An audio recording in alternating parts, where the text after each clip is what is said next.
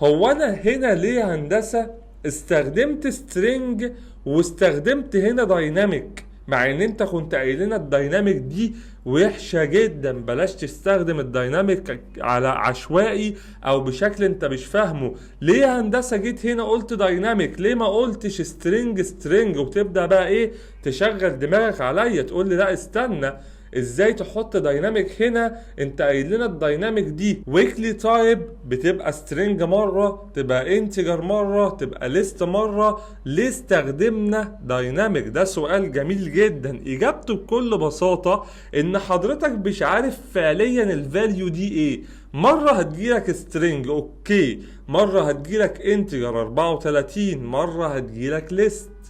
ففي الحالة دي ما ينفعش تيجي تقول لي انا هستخدم هنا انتجر او هستخدم هنا string، هيضرب معاك اجمل اكسبشن في الكون، هيضرب معاك ايرور.